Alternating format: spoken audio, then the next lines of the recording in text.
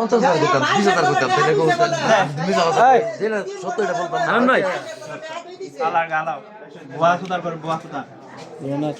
কি হয়েছে আপনি বলেন তো ব্যাপারটা বলেন কি হয়েছে এই মহিলা নিয়ে কিভাবে এনে ধরা খাইছেন কিভাবে কি কি হয় চাকরি করি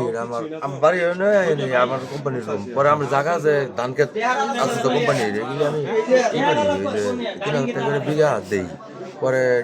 আর কি আলোচনা করার জন্য আসতে বলতে রুম আসতেই তারা দরজা মেরে দিয়া পিস দেয়া পরে মনে করো আবার দরজা বাইয়া তারা বিঘা মারপিট করিয়া এই যে কৃষ্ণার মতো যে যা আছে এখানে আমার টাকা ছিল 13,000 আর একটা অ্যান্ড্রয়েড ওনার আর আমার একটা বাটন মোবাইল ছিল আমি তাহলে তো দুইটাই বলতাম অ্যান্ড্রয়েড আর টাকা তো 20,000 বলতে পারতাম না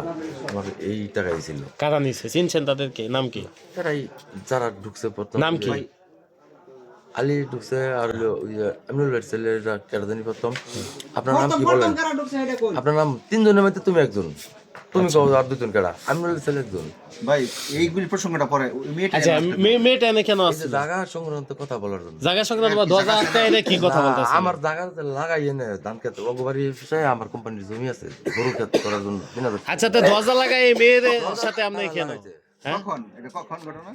এই যে আপনারা আসার মনে করেন যে এরমই তো 1 ঘন্টা মতো নেব তার 3 ঘন্টাতে 3 ঘন্টাতে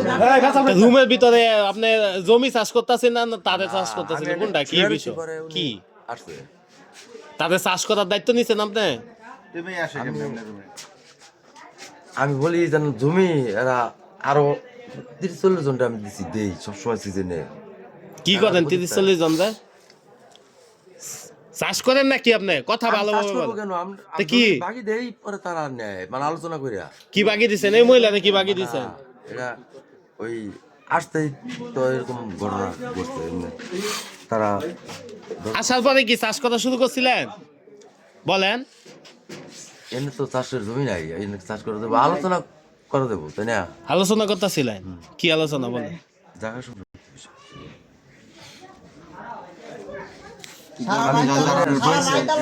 জমিনের